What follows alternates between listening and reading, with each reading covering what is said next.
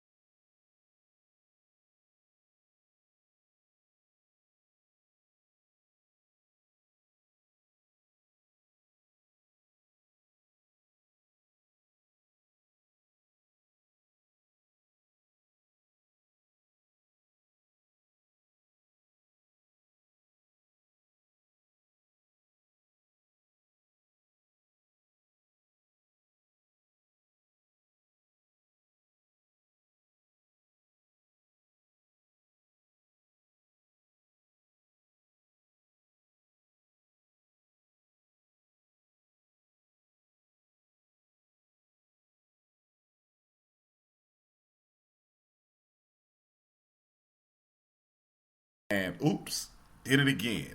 The microphone was off on Spreaker, but it ain't off now. Do it every week. I might as well just keep it. It's a tradition at this point. Bonus content.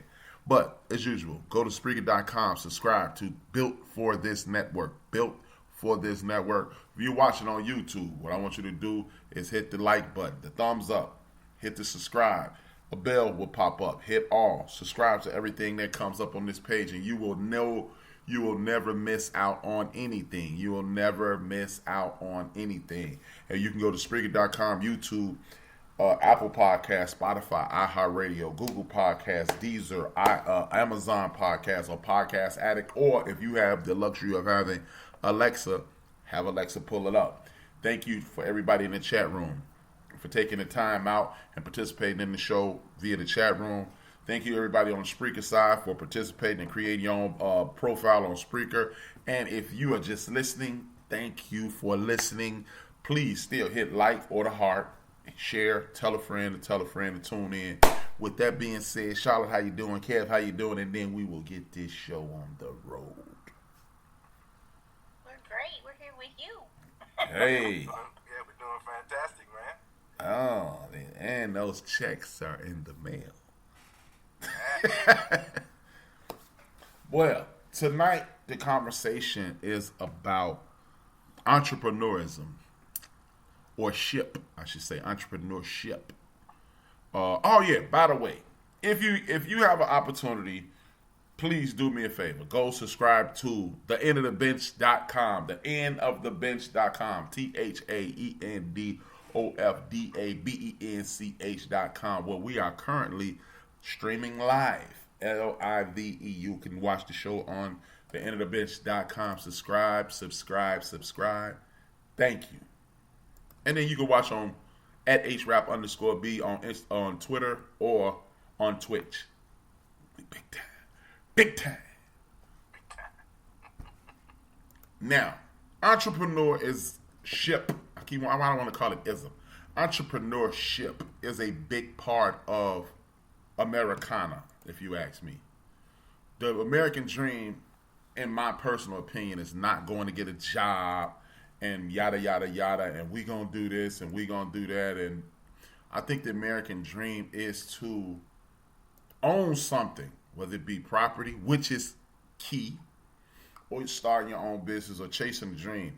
A lot of people, in my personal opinion, get caught up in the fact that they get comfortable. And there's nothing wrong with being comfortable, But how about this? How about making your grandchildren's grandchildren comfortable?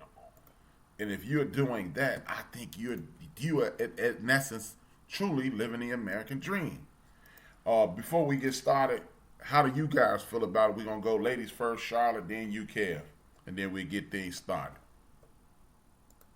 I totally agree with you. I think the old prototype of what the American dream is no longer, right? And that was only geared towards a certain group of people anyway in our country. And I think that just like we always want better for our children and our grandchildren and those that come after, I think entrepreneurship is definitely the way to go. I wish that my parents, were educated enough to do that.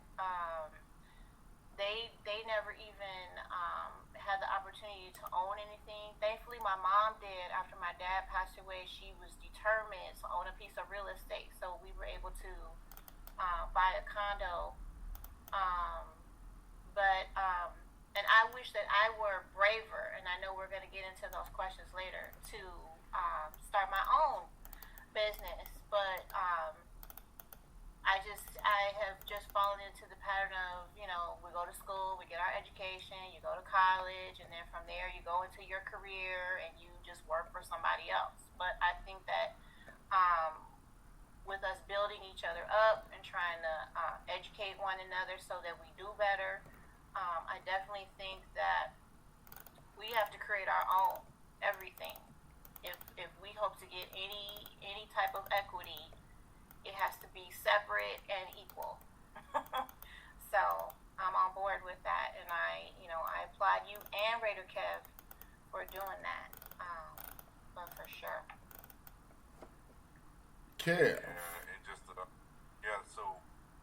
the way I see it is like a lot of times we complain about having a lot of excess, having too much exposure to things, but with that exposure, there's also a good side. So we live in a time that a person can create something with all the tools that are available to them.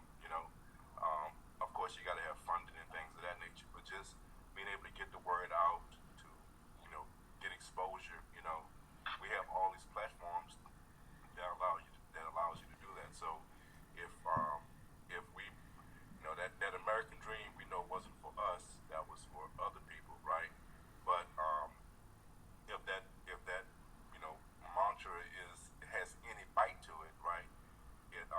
That is a dream that we can obtain, because we have the ability. We just have to tap into the resources that are available, and instead of using them for evil, use them for good. But I think it's very important that we do have a little something for ourselves, that we carve something out for ourselves, because I mean we owe that. You know what I'm saying? And if no one's going to give it to us, we have to get it for ourselves. So I truly believe in that. I hate to say American dream because it's not our dream, but I do believe in that. That the notion of going out and getting something for yourself and not taking that risk. So I'm on board for that. Well, I didn't even realize that was actually the first question. Oh. So much for reading, right? Yeah, man. I think I've been unhappy, and I've had good jobs, primarily my entire adult life. I've sat behind a desk. I did very little toting and lifting and things of that nature, and but I've never been happy at a job. I've never been happy at a place of employment under no circumstance. I've been pacified for a little while, and I didn't even realize it was just, I think I'm genetically predisposed to not work for somebody. Because what happens is I walk in the door, I don't know anything. I don't know anybody, I don't know anything. And then 6 months later, I'm a team lead. And then 6 months after that, I'm a supervisor. And then 6 months after that, I'm the manager. And it's like, and then I make this fatal mistake. I do it at every place of employment I ever had. I do like this. I'm sitting at my desk. I open up the folder, and I go, damn, I made them that much money? I'm out. Because I know they didn't pay me what I made them. So then I go to another place, and then it's been cyclical for the better part of my adult career. So I think entrepreneurship is the key. And you know what? The American dream wasn't meant for us. But contrary to popular belief, small businesses, they rule the roost. They drive most of the money. You think, hey man, Jeff Bezos made this much money, but Jeff Bezos is just selling things that other people made. He is a glorified Walmart. And he's made billions. He's become a trillionaire because he is a glorified Walmart. I remember when he first started off, Jeff Bezos was buying books, and at Borders they were selling it for $19.99. $20. He started selling it for $19.99. Same book. So everybody came and bought the book from him, and then the rest is history. So what we have failed to realize as working class individuals, that the whole get down has been about owning your own land and owning your own things, and we overlooked it and when it worked for people. So tonight's show hopefully will inspire people to do things. And another thing, it will inspire you to do things. And just because you start your own business does not mean you have to become a billionaire. You could just be extremely comfortable and live a great, great life. It's not about, hey man, I'm gonna do this and I'm gonna do that, and then, bam, there it is, and you that, and it's just it's important. Do you? How important? The second question is, how important do you think entrepreneurism ship is? Why do I want to call it ism? RaiderKev, Charlotte. I think it's extremely important. I think it's like you just said. It's kind of like the fabric of our existence. We want to be able to own something, and it's kind of like the way things kind of really work. And if you really think about it, back in the day, because you had a service, you was able to produce something. If it was produce, vegetables, or whatever, you was able to sew, you was able to fix, you was able to do something, and then you was able to trade that gift or that item for some things that you need. So you didn't go to a job and punch the clock and do this. You relied on the skills that you were able to develop and then profit off of that in order to survive, right? And corporations had developed this other idea that, no, come work for us, use your skills to help us get rich, we'll pay you, give you some benefits, and give you security, okay? And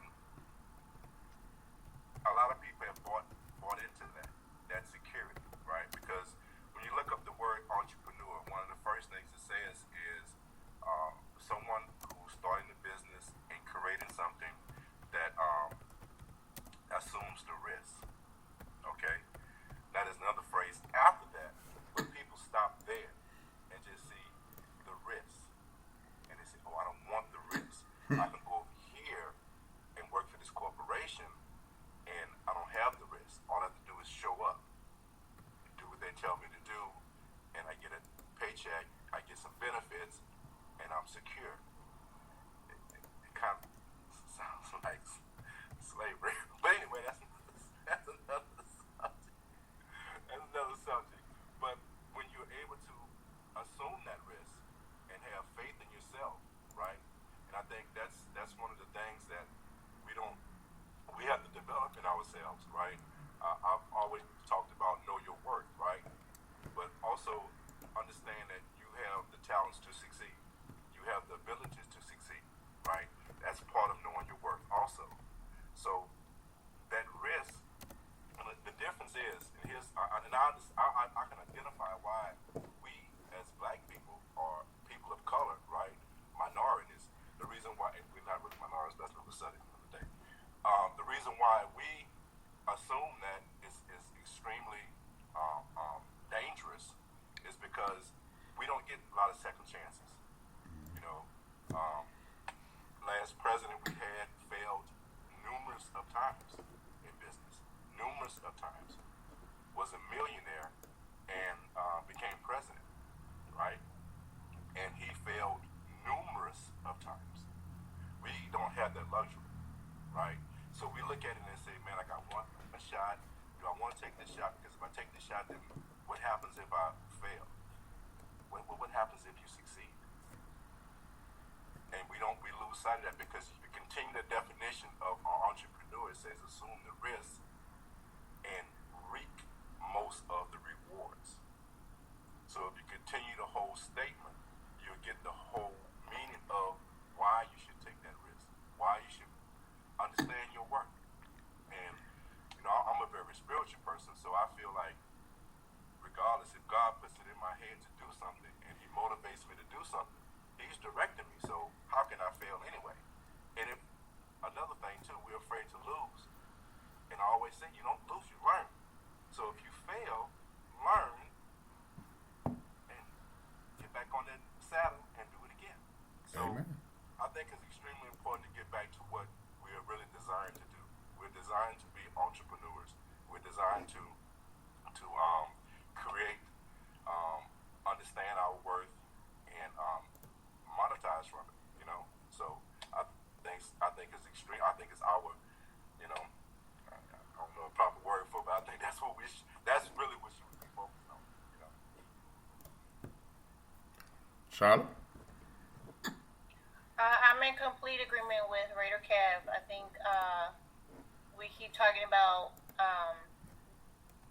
building up our community and kind of going back to, um, the closeness that we used to have. And I feel like entrepreneurship is the way to go. I feel like, if we're tired of having the carrot dangled in front of us continually and never really getting anywhere and only getting so far, that we have to have our own.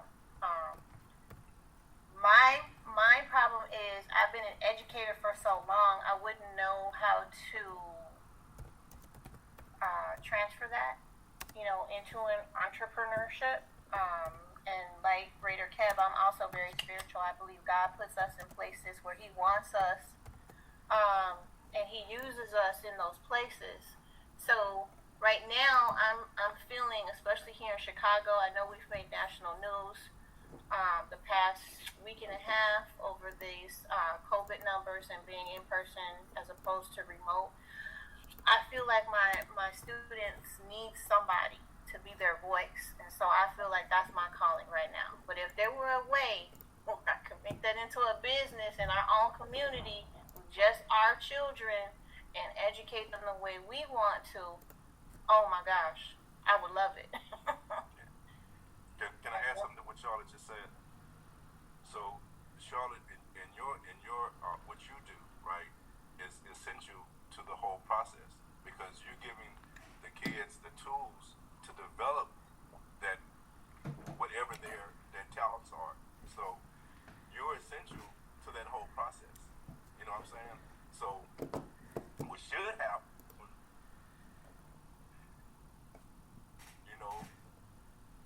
the people who are starting because you're giving them the tools to help that whole process. You know what I'm saying? So, you not being able to monetize being a teacher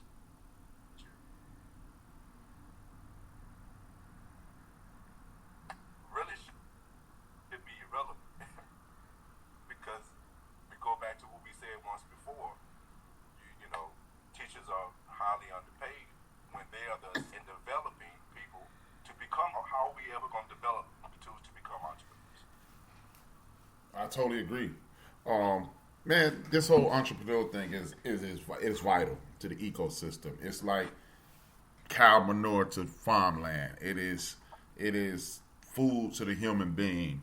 It is praying to the spirit. It is the key to everything. What we do is on this show, we talk about life.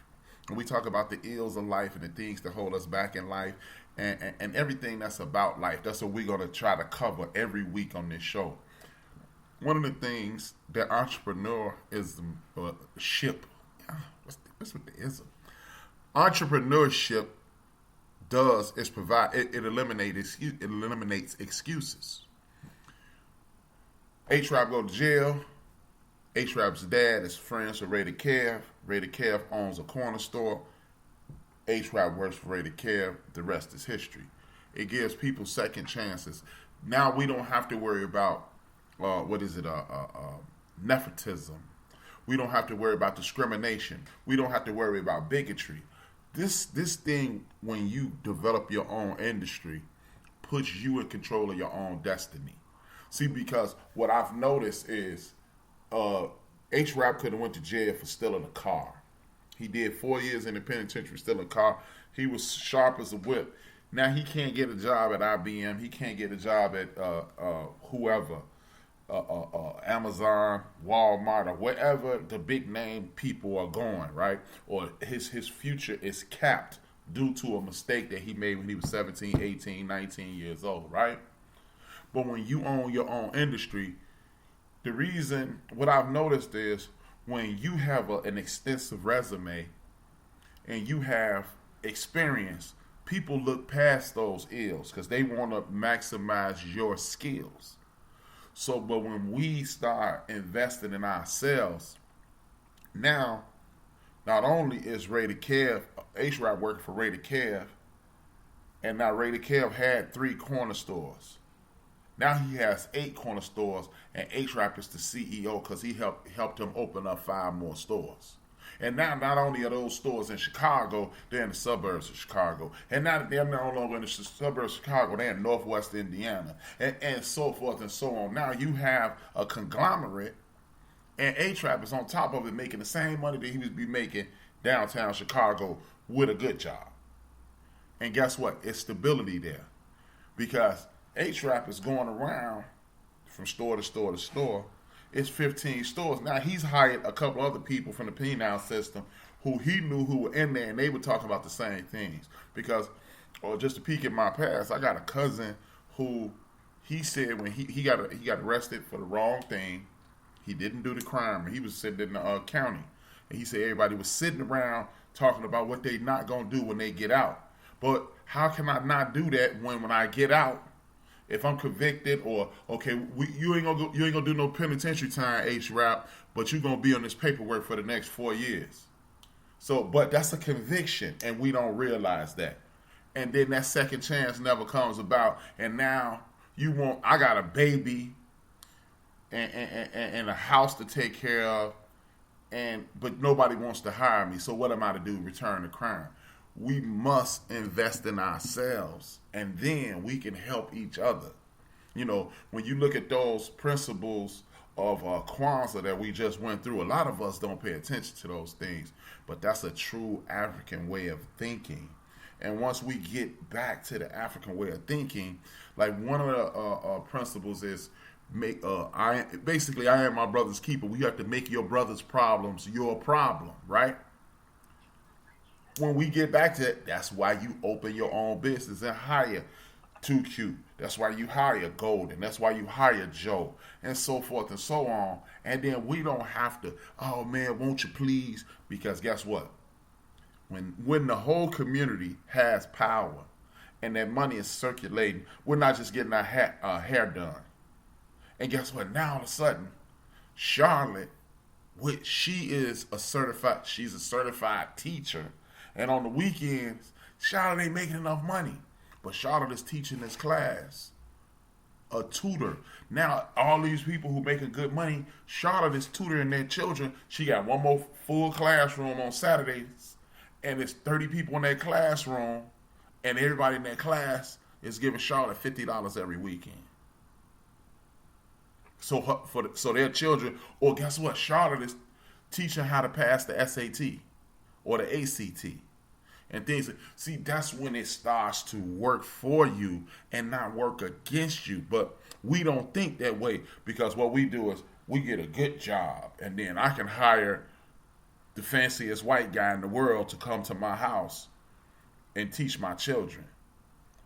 When it's somebody right down the street, again, when you create that community, you create a system. And when you create that system can't be stopped. But we don't do that. We continue to try to inculcate ourselves into a system that does not want us. I'm allergic to shrimp. When I eat shrimp, I could bite into a piece of shrimp, and before I move my hand from my face, that's how fast I'm throwing up. I usually have enough time to walk to the nearest bathroom. We keep biting the shrimp, though, and it keeps rejecting us. So, what's the number one thing that runs politics in the United States of America? Money. So if 2Q opens a dry cleaners, and everybody within 8 blocks, every direction, goes to 2Q.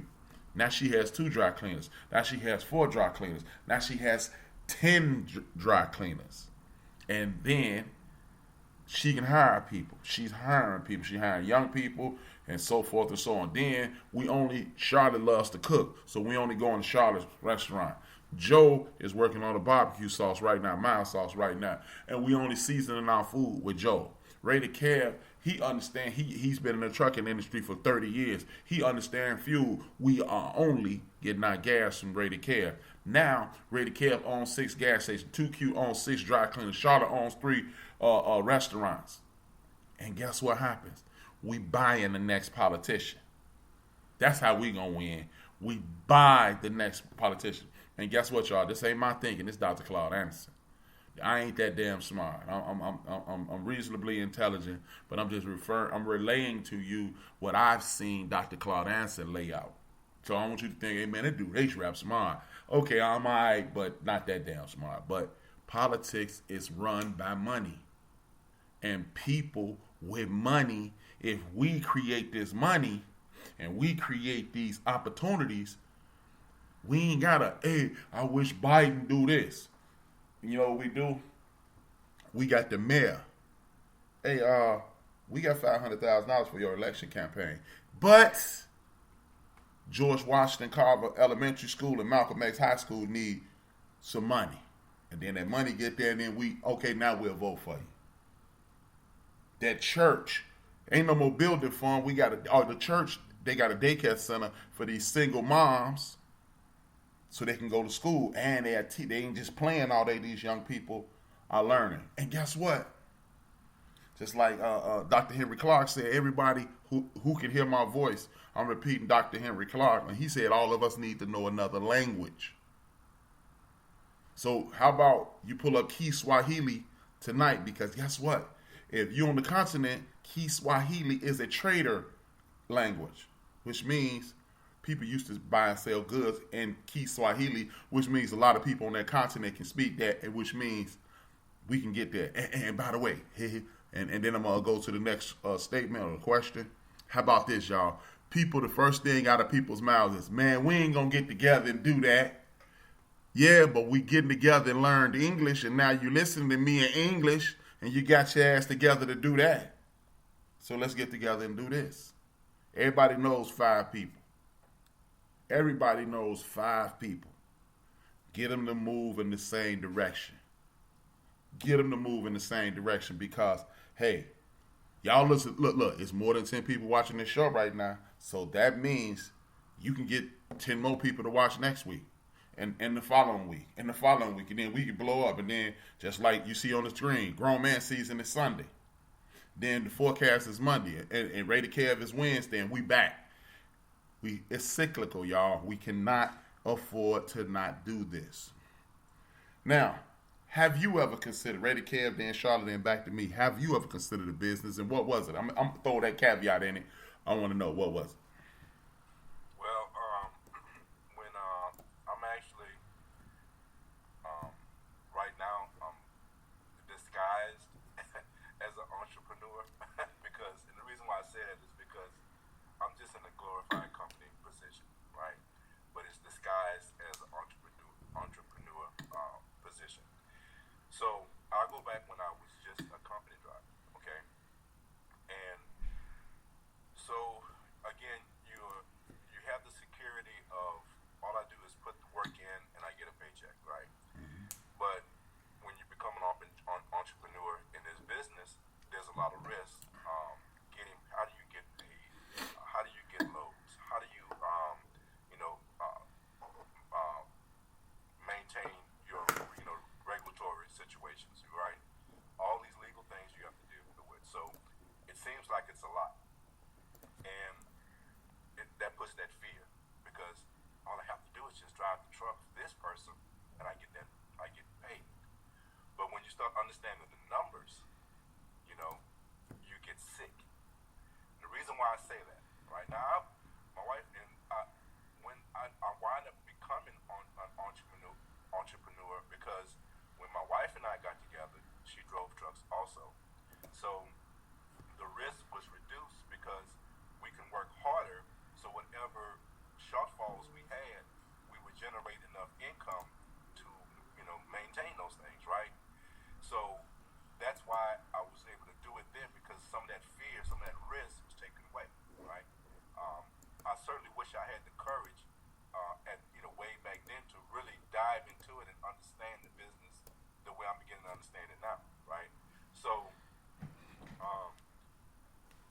back then, I wind up, getting my own truck. We actually had a couple trucks, and we were, doing very well, and everything was great, right?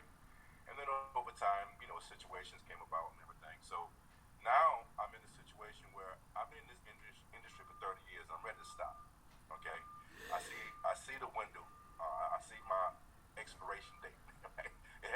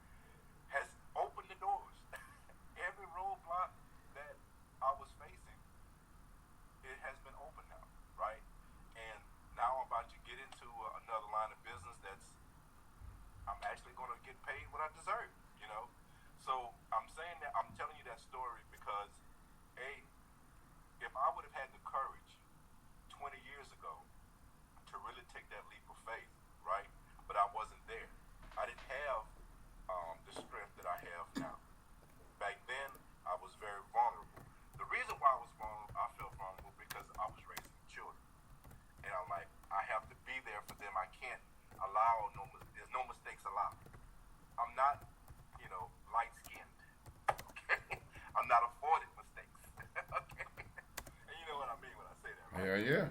I'm not. I don't have that Trump. I don't have that Trump blood. Thank God, I don't have that Trump blood rolling through me, right? So I don't. I'm not allowed those mistakes. You know what I'm saying? So that's why I was so hesitant, right?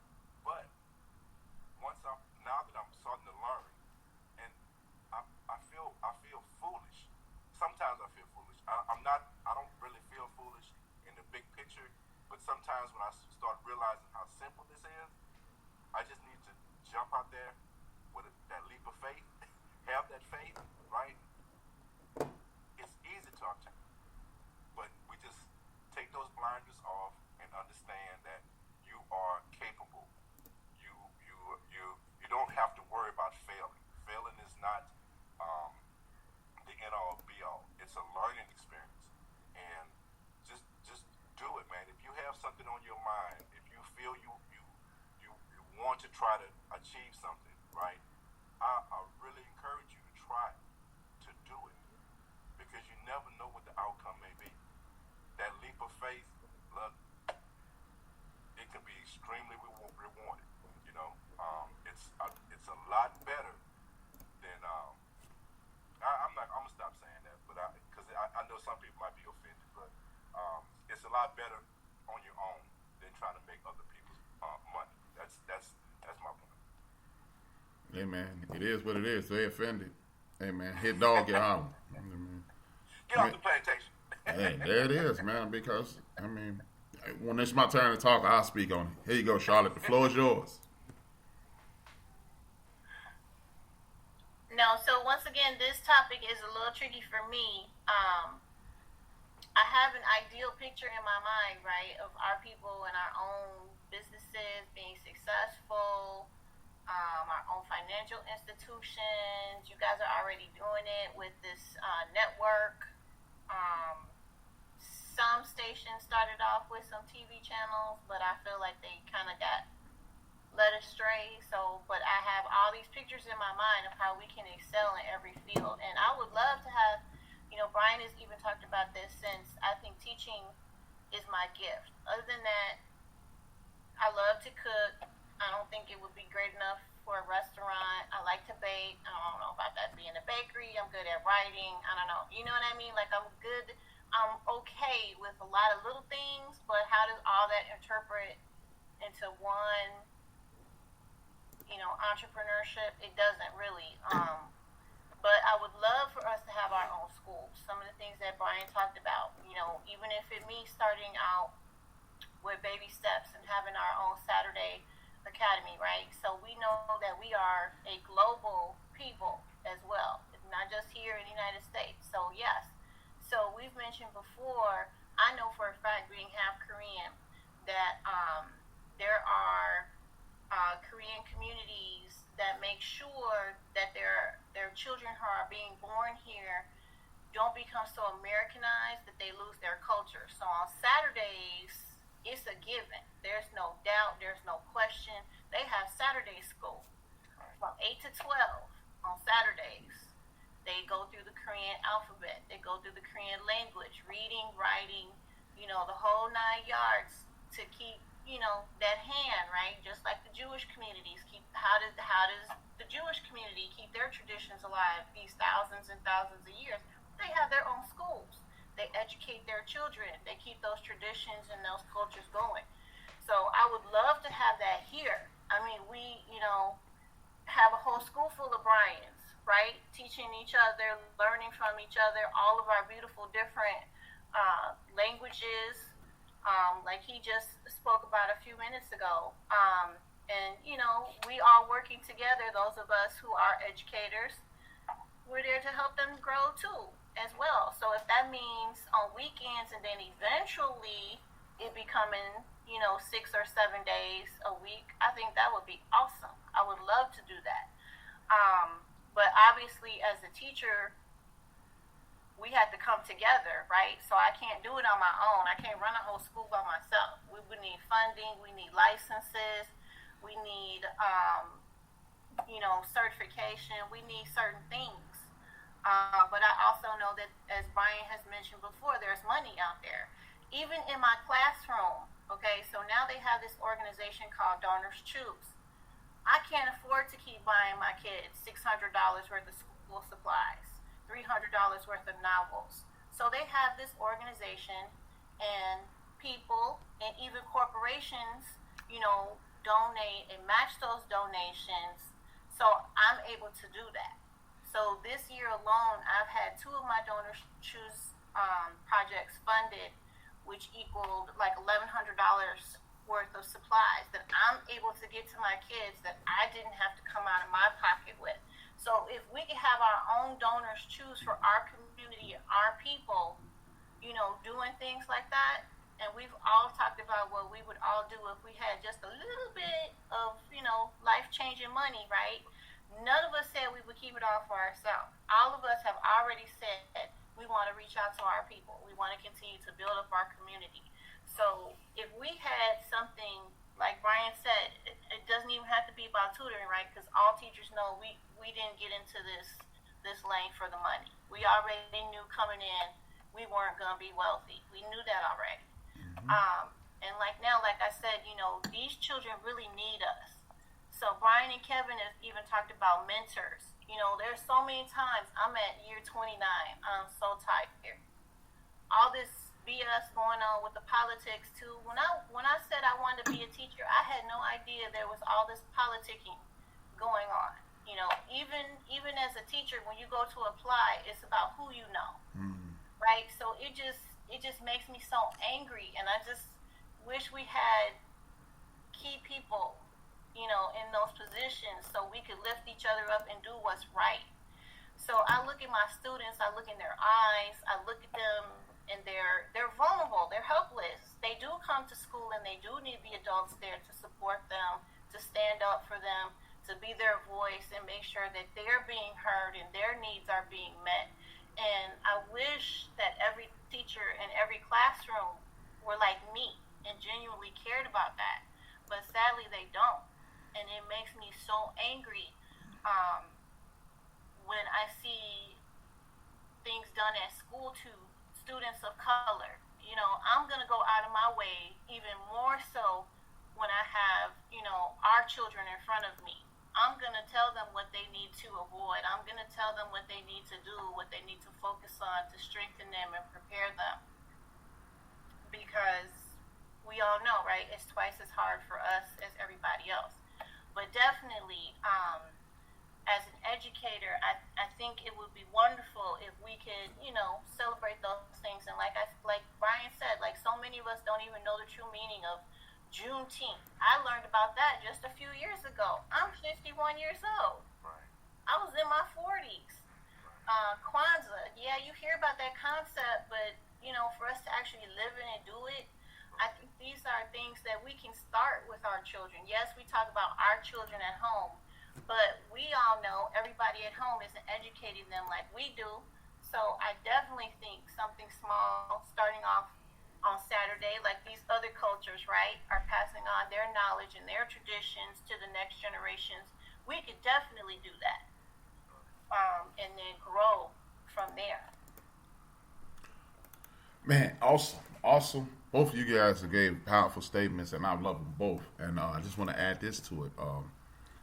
I think what you said, well, I'm going to blow this up, make myself look cool. But I think what you said is key. But I also think what you said is why we struggle. Because McDonald's never made the greatest hamburger in the world. They ain't even tell you they made, but they keep making hamburgers. They never said the Big Mac was the greatest sandwich in the world, but they keep making them damn Big Macs. Nobody ever said the Whopper was the greatest. See, as a community, I believe our greatest downfall is we strive for perfection. We need to be striving for great. Because great is obtainable. Great means you did everything you could to make this the best you can, and here it is. It's great. It could be a cake that's leaning to the side. That's a great cake because that's the best I can do. Yeah, we want the wedding cake looking cake and da-da-da-da-da, but how many times you done got a slice of wedding cake and was like, did they make this with sand? So no, we gotta stop thinking it has to be perfect. And I'm gonna call them out, and I'm gonna call two people out on this. One of them is the brother Big Mo and RaiderKev. They are the same human being. One of them lives in Texas, the other one lives in South Carolina. They bust their asses to be perfect, and they put out excellent products, but they can't be perfect. I want both of y'all. Both of y'all are spiritual, and I'm saying this directly to both of y'all. God is perfect. Knock it off.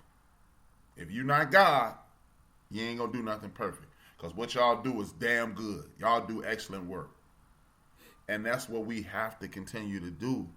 It's the best we can do. If the best we can do is the product you putting out in front of us, trust and believe, man.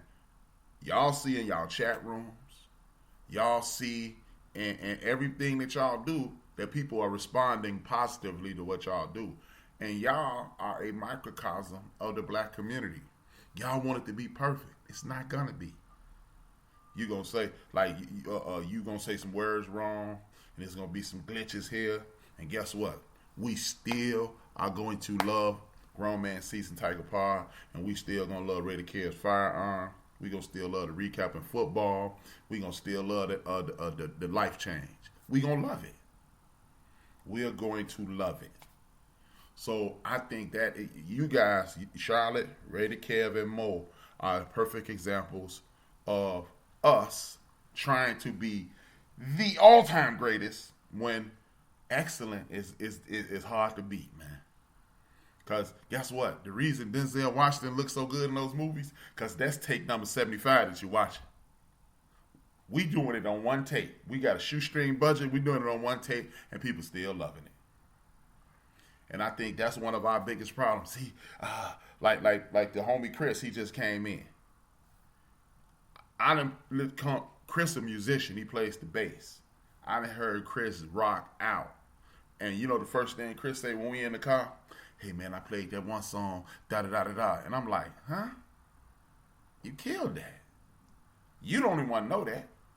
So I want our community to understand. Hey man, there was this show on PBS 1,000 years ago. I'm finna age myself. I'm 51 years old. It was called Up and Coming. And the theme song of that was, the most you could ever do is the best you can. And that's what I want us to understand. Charlotte, you a damn good cook. And I guarantee you, if people got a taste of your food, they would be like, hey, give me another one. Give me another one. RaiderKev, you are good at everything I seen you try. You call shows on Spreaker and the Spreaker family, and you get to acting up and cutting the food with everybody love it, everybody cracking on you. Me and you be watching other podcasts, you sending me jokes, having me falling out. You a dope dude. Big Mo is one of the most motivational brothers you'll ever have a conversation with. If you don't have Big Mo phone number, you cheating yourself. Because that brother is grounded, that brother is focused, and that brother wants the best for him and anybody who he touches. And that's all we have to realize. We can only do the best we can do. This podcast is not going to get no better. Now, we might put a little more money in it, but you're going to hear some I ain't begot no's and all that. So I'm not sitting here trying to sound like White Boy Roy. Shout out to White Boy Roy if you're watching. But it's cool, and I ain't finna be on here sound like Tyrone Biggums either. But it is what it is. Yeah, I got a Ragley t-shirt on today, and I might wear it next time too. So it is what it is, and I think that's our biggest obstacle to overcome. In regards to those schools, guess what? Charlotte even said it. There are programs out here that do y'all know? I want the people in our community to know. Do y'all know it's over $3 billion dollars in the United States federal budget waiting for somebody to say, can I have some? $3 billion that's not being used every year. Guess what? We love Jesus. Black people love Jesus, or you love Allah. One of the two, or Jehovah Jireh. You love one of them, right? Guess what? Over, what did they say, $12 billion go through churches, or 40, it was like $40 billion go through churches every year. So, Mr. Jakes, what's that dude, Meeks, And all these dudes with these super churches, I'm gonna need y'all to start opening up some of these Black History churches. See, we arguing with the government about critical race theory. Y'all need to be teaching y'all young people on Saturdays. You got 10,000 members at your church and you on TV, and people sending in money every week. Well, you need to be funding Saturday school programs so our young people could realize that Percy Julian is just not a high school. Paul Laurence Dunbar is just not a high school. You need to realize, teach a young person that Dr. King had his PhD around the same time people get their masters. At age 26, Dr. King was running things. See, as Chuck D once said, we've allowed white America to move adulthood to 38 years old. So, he's still young. But no, your grandfather was running his own business at 17. See what I'm saying? We must realize that, hey man, I see y'all knew it was coming. It said every week. Marcus Messiah Garvey, what Africans have done, Africans can do. Yep, look at that. Fly Tie says it's going down. I learned Black history at Vocation Bible School. I used to go in the summertime. We used to go there in the summertime. I'm with you, Fly Tie. On one night with me, my mom, and my sisters, we lived on 35th and Cottage Grove, 3526 South Lake Park. We used to go straight across the street on Cottage Grove to that church, and they used to take us on trips, and we learned Black history. Exactly. We have to start putting pressure. Hey, man, you got that slick ride, pork chop preacher? I'm going to need you to get, you can't get the 500 bins. You got to get a Cadillac next time, and you're going to put some of that money back in the church. And that's what we got to start doing. This entrepreneurial thing is serious, man. And it's not difficult. It is not difficult. I'm going to take this question first, but it is not difficult. We believe it is because, we have been fed trauma porn for the last 168 years. We have been fed trauma porn for the last 168 years. You know what I mean by that? Be honest. Put it in the chat room, and I want y'all to answer this before I go to the next question. When I say Black history, what's the first thing pop in your head? I bet you it was some black person getting hurt. Hoses, marches, or somebody getting hurt. Am I lying to anybody? That's why you think it's difficult. That's why, because when you think Black history, you think lynching. You think slavery. You think pain and anguish. You don't think there was some black men that owned the Negro Leagues. Oh, you don't think Madam C.J. Walker. You don't think Sojourner Truth. You don't think the greatness of us. You think the poorness of us. Hey, y'all know it's this federal poverty line. Y'all know, y'all ready for this? 75% of us are over it. Oh, damn. What do you mean 75% of us are over the poverty line? So that means, yeah, we ain't poor as you think. So stop thinking it's hard. It's only hard because that's what you've been shown. I'm going to ask y'all this again. Why do you think it's hard? Do yourself a favor. Google the greatness of black people. Think Harry Belafonte. Think about a brother by the name of James Earl Jones, one of the greatest voices in the history of the world who couldn't read at one point. Think about a brother who's a recent ancestor by the name of Sidney Poitier, who they told, y'all ready for this? When you think Sidney Poitier, you hear that distinguished sound coming out of his mouth. They told him he couldn't speak well enough to be an actor. See, we don't learn that though. When we think about Malik Shabazz got out of the penitentiary and became Malcolm X and became Malik Shabazz.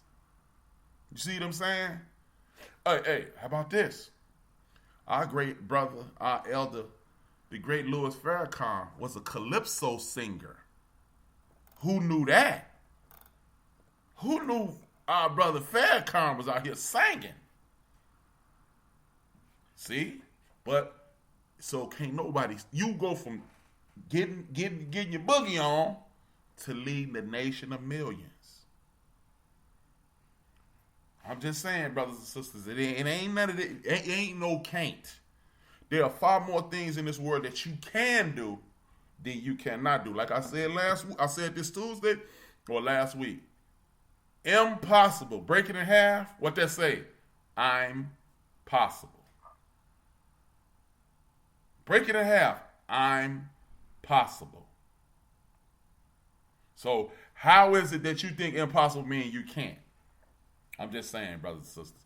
Now, this next question. What stopped you from being an entrepreneur? I'm going to go first on this one because I like being on the screen. No, I'm just playing. Then we go Charlotte, then Kev. What stopped me? Being around low vibrating individuals. Look, I'm not telling you to cut off your family members. I'm not telling you to cut off lifelong friends. I'm not telling you to do those things. But what I am asking you is this. Yo, I'm finna, like you saw Joe from Houston put it in the chat room. He said, stop, take that leap of faith. You might start flying. Get around some people that's thinking like Joe right there. Because how many times have you said, hey man, I'm finna come up with this new sauce. It's a mix of mustard and mayonnaise. It's delicious. And somebody said, ain't nobody gonna eat that. And you go, yeah, you're right. Pass me another beer. Or let me hit the joint. Or whatever. Hey, let me call this girl. Or let me call this guy. How you know something ain't gonna work? Based on what? That's why I was an entrepreneur until I started the end of the bench. My mother, God rest her soul, she passed away in September 30th, 2010. Hall of Fame weekend, 2010, we was watching a football game, and my mother said, Brian, what do you want to be when you, what you tell me you want to be when you grew up? And I was like, I don't remember. She said, you don't remember? And then I remember. I told my mother at age 10, I'm changing my number from 44 to 32. And she said, why? I said, because I'm retired when I'm 32. And I'm going to take OJ job because he's going to be too old. And my mother said, yeah, that's what you told me. And she said, I laughed right in your face. I say, man, Ma, that was a good plan for 10. And she was like, yeah, but me and OJ the same age. You don't be calling me old. And we laughed. And then I told her about the end of the bench. And then I really told her, one more funny part, y'all. I told her why I want to be on TV. She said, you always want to be on TV? I was like, nah, but I hate going to church. And I hated going to church. And they be on the NFL show on Sundays. You couldn't make me go to church because I was going to say, I got to go to work. I can't go to church. And we laughed about that. But my mother told me to start the end of the bench. And here we are. My mama loved me unconditionally. But guess what? I got that same love for Charlotte. I got the same love for RaiderKev. I got the same love for Big Mo. I got the same love for Chief Rocket Jersey Vern. I got the same love for anybody who watching this. I want you to be more successful than me, because then I could borrow $20 from you at the end of the month. But that's neither here nor there. But for real, man, if somebody tell you can't do something, ask them why. And if they don't have an answer why, then leave their ass alone, because they want your ass to be as miserable as them. They are too afraid to chase a dream. Because if you try something and it don't work, what you gonna do? Get up, go to work Monday. Ain't that what you're doing anyway? So you right where you started. So you ain't no losses in life. RaiderKev mentioned that. Ain't no losses in life. You either stand still or you move forward. You still, you learn, okay, don't do that. Or you move forward. Period. Charlotte, then RaiderKev is on. Before I answer your question, I just want to piggyback a little bit on what you said and repeat what you said. Those people that tell you you can't, you need to cut them out of your circle right away. Because, just because they have fear holding them back, or they just, want to wallow in misery, they definitely want to keep you back with them. So you need to keep your circle, people who can build you up, and, you guys learn and grow together. But what held me back from entrepreneurship is growing up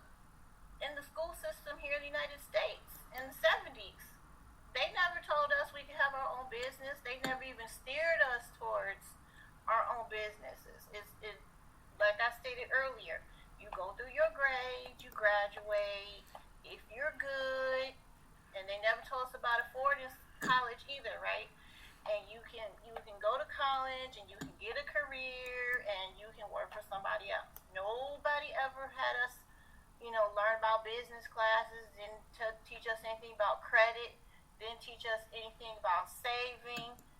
We were lucky if our families, and sadly still today, right, if our families even buy life insurance, much less save money for retirement, because, growing up, our families worked for everybody else. And sadly, my family, very few even made it to retirement, right? You just gonna work until you die. And that's just how it is. You're gonna rent this apartment. If you're lucky, you're gonna have a car. And my family never had a new car. My mother didn't get a brand new car until I was in high school. Up until then, they were all used cars. Okay, so that's what steered me away from entrepreneurship, because no one ever told me we could have our own. We could do our own. What are some things that interest you, or try to, steer you towards your gifts and talents and say, okay, you're good at this. So why don't you open up a business like this? And this is what you need to do to get, a loan or some funding to get you started, and blah, blah, blah, blah, blah. No, it was just, okay, you stay in our education system until you meet our standards and you move on to the next level, and then we'll let you, right, work for us. And as RaiderKev said earlier, earn us our money, right? And we just keep you so low for so long so you don't catch on and you don't pass on any knowledge to your children either, and you just keep perpetuating the same cycle. So all of that prevented me from going into entrepreneurship. So that's why I think it's so important, like both of you have already said, right? We let the new generation know, hey, if you don't like what's out here, make your own. Don't be their prototype. Create your own prototype, right? And we go from there. So again, teaching our younger children, don't follow in my footsteps. We want you to make your own footsteps. We want people to follow in your footsteps. So that's what happened to me. So, with me, what you guys have said pretty much, kind of covered it. I want to come, if you don't mind, from a different perspective, from a more spiritual perspective, right? So, I'll tell you a story. This is something that I always like to do. I like to expose my failures, my shortcomings, to explain that I'm not trying to tell you what to do because I know better, because I'm almighty, I'm so smart, and I got it all figured out. I want to tell you these things because I went through some failures. I didn't do things well, and this is what I learned. Okay, so I'm going to tell you this story just to give you an understanding of what the big picture that I'm really trying to bring to the show. So, 20 years ago, I had an opportunity to, like I said, my wife and I was starting our own business, and we had an opportunity to be, I don't want to go into all of the technical details of the industry, but we was going to able to get a bigger piece of the pie, okay, a huge chunk of the pie, okay, but I was fearful because there was so much risk, right, and so the spiritual side of me is like, okay, when I pray, I ask for God to lead me and give me direction, to give me knowledge on the things that He wants me to do and that are pleasing to Him. Okay,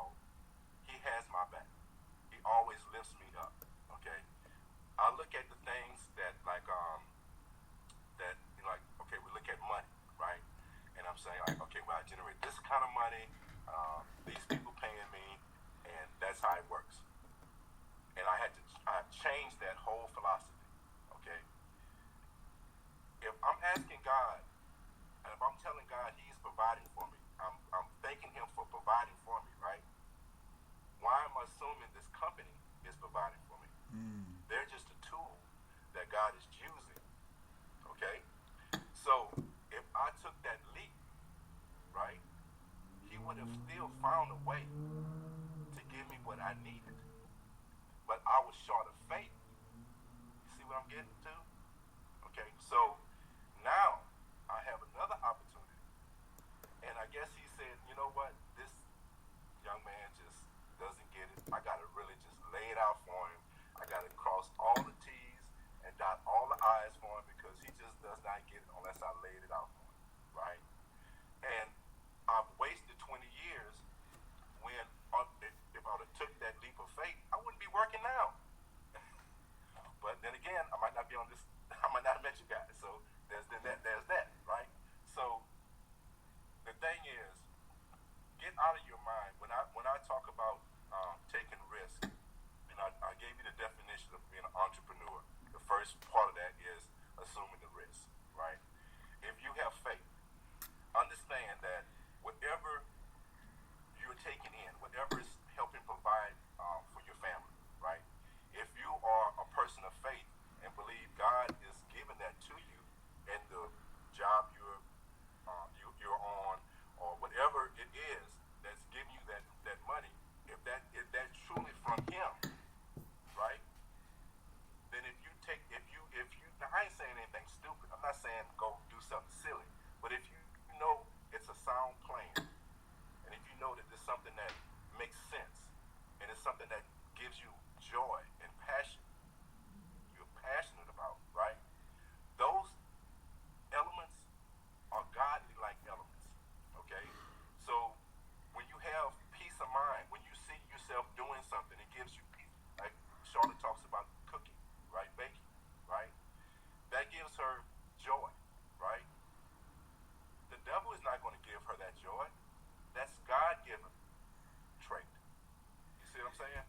So if there's something that you enjoy, and it makes sense to you, and you have a way of monetizing it, take that risk, because whatever that is, whatever that joy is, and now you see a way of monetizing it, perhaps that's God leading you into that direction. And don't be fearful of that risk. Now, you have to be smart. I'm not saying just be stupid. I keep saying that, but I'm not saying be stupid. But what I'm saying is don't allow fear to block your blessings. And that's the biggest part of my story I'm trying to reveal. Don't let fear block your blessings. We are great people. We have great abilities. We all have something that we can contribute.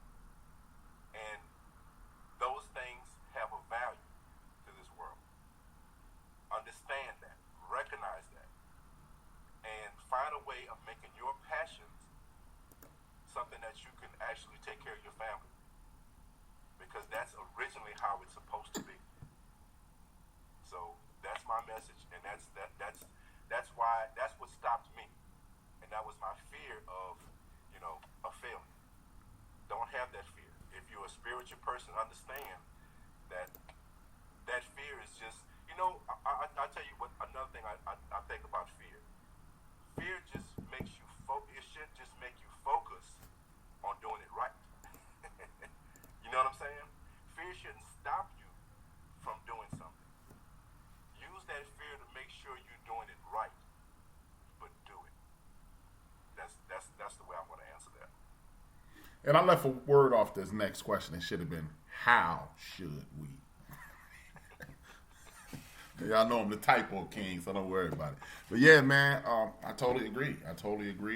And the last question of the night is that, how should we talk to our children about being entrepreneurs? I'm going to go with you, then I'm going to go to Charlotte, and then I'm going to close out. Yeah, just, show them that, sort of like what I just said, make them understand that going to school, and Charlotte mentioned it earlier, the whole pattern back in the day was you go to school to get a skill, and you find a great job, you have great benefits, and, that's the path, right? We have to teach our children that going to school is there to develop your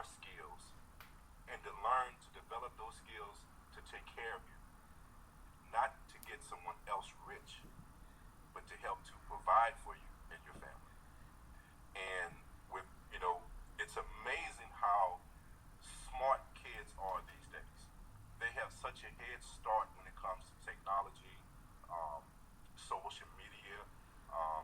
They have so many tools at their disposal, right? And if we can direct that energy in the right direction, the sky's the limit for them. You know, um, just word of mouth, just simply that. It's so available to them nowadays.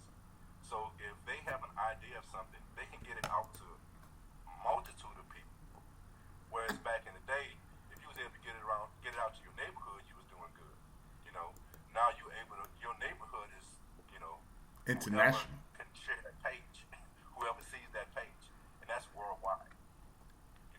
So we have to open our kids' minds to think big and get off of that. And I'm just gonna go ahead and say, get away from that plantation mentality. Get away from it. And understand your worth, and understand that that risk is not a risk. It's not a door to failure. What it is, that fear and that risk is only there to make sure you do it right. And when you recognize that, I think the sky's the limit. And we have to really nail that and preach that to our kids. Charlotte? I'm going to build on what RaiderKev just a little bit. Our kids are extremely smart, and they're also sponges. They really absorb a lot. Like, I can have a conversation that has nothing to do with what I'm supposed to teach them that day, and you can see in their eyes how they just are glued to you as the adult, right? They want to hear what you have to teach them. They want to know, real world things. I think, like Kevin said, I would do the opposite. Basically, what our teachers told them, and I actually do that now with my homeroom for sure, is that I tell them, you don't have to pick these courses or these majors or whatever it is that school is offering you. What is your passion? That's what I usually ask them. I don't even ask them what they're good at. What do you love? That's usually my first question, because I feel like if you love something, I feel like that's the gift that God has given you. You have that love for a reason. And I would spend time with them, and now you guys have given me an idea. I may go in tomorrow and just do this with my homeroom and just find out what it is they love to do and just start laying out some of the things they can do. Okay, so my school, for those of you that don't know, is in one of the lowest incomes in the city. The Back of the Yards neighborhood is predominantly Latino. It's not so much a food desert, but we don't have any big box stores. We don't have any big corporations investing in that neighborhood. It's all mom and pop shops, right? When the riots happened here after George Floyd was murdered, sadly, a lot of those businesses got destroyed. With the pandemic, some of them were able to recover, but sadly, we know not all of them, right? And so I always tell them to look at their neighborhood and look at what's around them and ask themselves why. So I've already started teaching them about redlining, right? And how they're designed to stay in that cycle. But I also have taught them already that it's up to them to break that cycle. So let's start putting our money into this community and see, once you find out what your love is, you can be an active part of this community. We can build our own businesses going from there and continue to educate. I cannot stress the importance of teaching these young people, even my students, 7th and 8th graders, finance, right? And then having our own banks. You guys have, I'm going to be transferring my account from Chase to One United with the quickness. And having those things in place and opening their eyes to those things. So, when I was growing up, again, my parents, my mom had a little savings account, but for the most part, we were paying our bills at the currency currency exchange. Currency exchange charge you fees for those money orders. So again, I'm trying to think about how to empower them financially, because as Brian said, money, right, is very key. It's very important. But definitely we can start now, and it's there. I don't feel like they're ever too young. Little things. Oh, I see you over there, playing this instrument. Okay, maybe you're musically tuned. Oh, I see you over here drawing. You're doing a really good job with that. Maybe art is your, thing. You're good at math and numbers. Okay, what can we do with that? Just build upon their love and focus on those, and then those can be instrumental parts of our community. Awesome. Thank you guys. Again, it's made this show worth, like I always tell you, I like this show more than I like my actual show on Tuesdays, because it's an exchange. And the only thing I would like to add to what you guys have said is, back to the screen. But only thing I would like to add to that is this. Education should be used for networking. Yeah, you're going to learn how to read. You're going to learn how to do math. You're going to learn some historic things. It's going to be some things omitted. But when you network, when you properly network, you know what happens? You are exposed to certain things. You are exposed, like when you hang out with, like when me and Charlotte would be around Timothy and Donald Moorhead. We saw the best of everything because their parents were millionaires. Right in the middle of the hood. Literally in the middle of the hood, there was a millionaire. A certified, had a coach house for his children, millionaire. So we learned things. I'm hanging out with Craig, and his dad is the state's attorney. And he sends us to a meeting in 1988, a dinner in 1988. He's put us in tuxedos, and we bump into this guy who was telling us he's going to be the next Oprah Winfrey. And we was like, you going to get us the beers or what? And he was like, nah. And he kept talking. And he ended up being Montel Williams. Wow. And he was telling us, I used to be a spy. We was like, who? Craig and them was, what? You going to be a spy? Boy, stop. And then guess what? Craig stood there and he became an intelligence agent. So, a lot of times we use fraternities, sororities, organizations like the Masons and the Elks. That's like a party to us. That's like a big frat party. But that's not what it's supposed to be used for. It's certain things that you learn just by owning things. Well, man, we don't never get into vocation because we don't own our own house. Because guess what? When you own your own house, your son sees you repairing things around the house, and it triggers him. When you own your own house, you change the brakes on your car. Now your son wants to be a mechanic. When you start painting, you might get creative. My mom made a wall of bubbles once while we were living in the projects.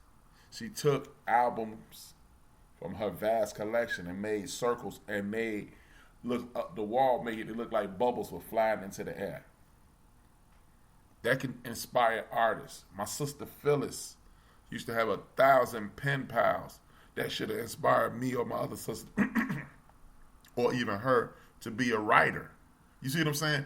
When you get to know people, like I'm hanging out with Kev. I'm a low-level gun enthusiast now. See, this is what we don't do is network. And then we get into competitions with each other. Oh, well, Kev got 10 guns. I got to get 50. Why?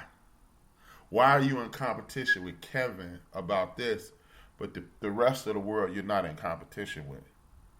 You're not trying to say, okay, Kev taught me this. Let me teach BJ. Let me teach Bria. Let me teach Candace. Let me teach Anthony. Let me teach Robert. Let me teach Julian. I'm in competition with Kev for what? we're in competition with the wrong people. Make sure we do everything we can. Education, entrepreneurship should be done to inspire somebody else. We come on here every Thursday and host to inspire you guys to do something. Tell a friend to tune in, but also to inspire growth and development to the world blow up. That's the inside. That's a Chicago joke. Only people in Chicago gonna get that. But I'm gangbanging on air for real. Nah, but for real. But I'm being silly. But I'm being serious. Growth and development is what this show should be inspiring. So I'm not,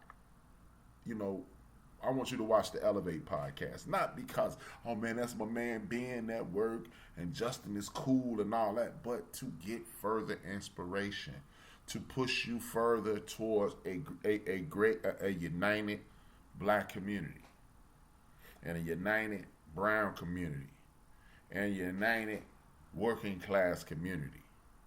Because rich people don't mean for the most part, because it's somebody going. Anytime you make a broad sweeping statement like that, not all rich people. If rich people were out here trying to help us, we wouldn't be in the situation we in now. So I'm saying all y'all until I become one, and then y'all gonna say all of them but HRap.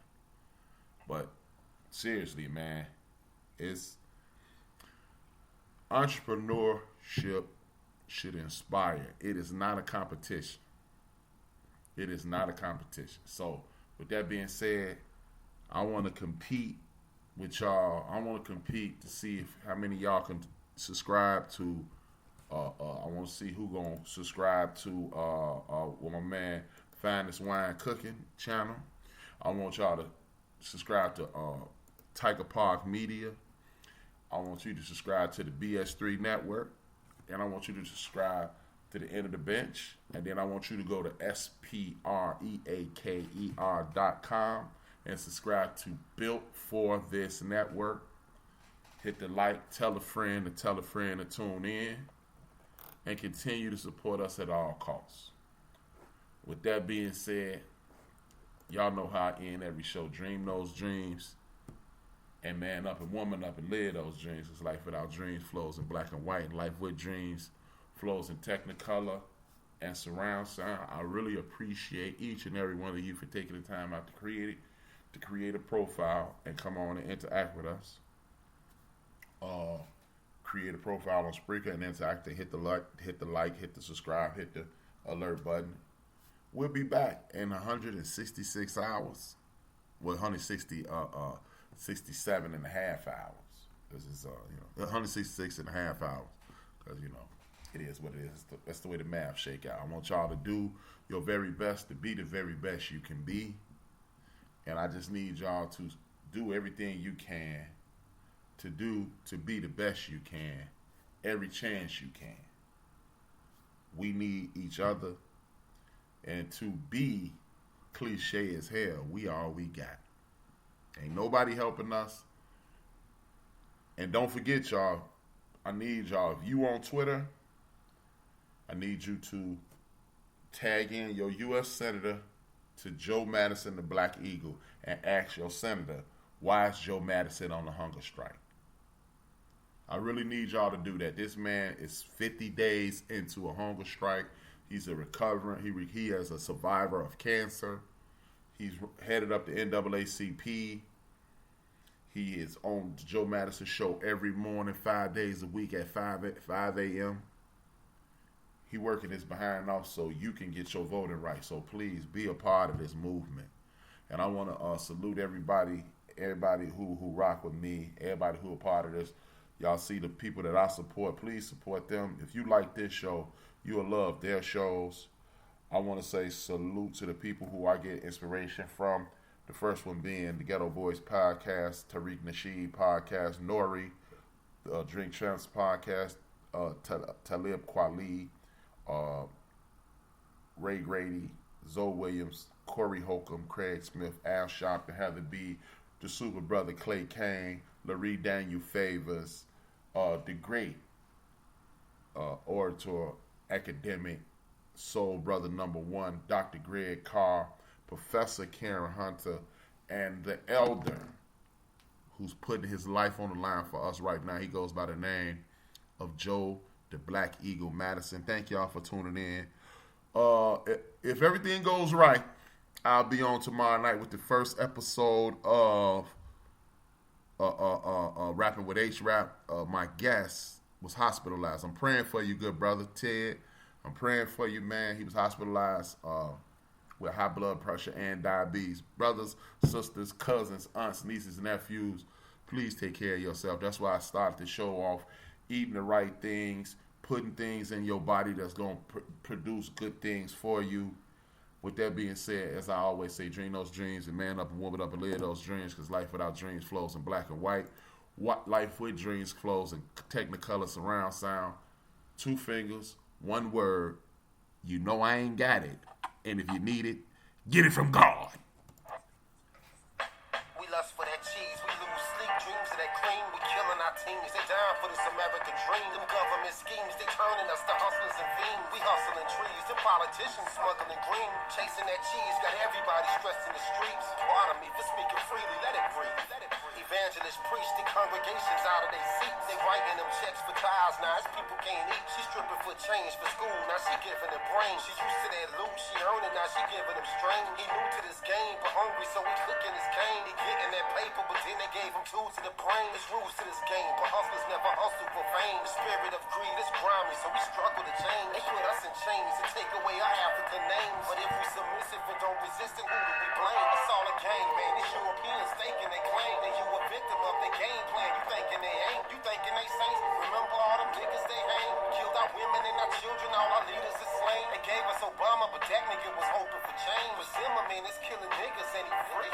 Shit is crazy. Babies having these babies and getting checked. But keep the child from they pop to rip his heart out his chest. Our rappers was leaders and now they in the booth and the dress. Spitting bullshit and making more but giving us less. They taking our sound and changing ours, dumbing it down. They taking our jobs and homes and they shutting us out. They taking our kids because it ain't a man in the house. They locking us down, but soon they gonna be wiping us out. They told our women they was too independent to need a man. Told our brother he was too insignificant to advance. It's all a game, man. These Europeans thinking they claim that you a victim of their game plan. You thinking they ain't. You thinking they saints. Remember all them niggas they hang. Killed our women and our children. All our leaders is slain. It's all a game. We are built for this network, for the strong, not the weak.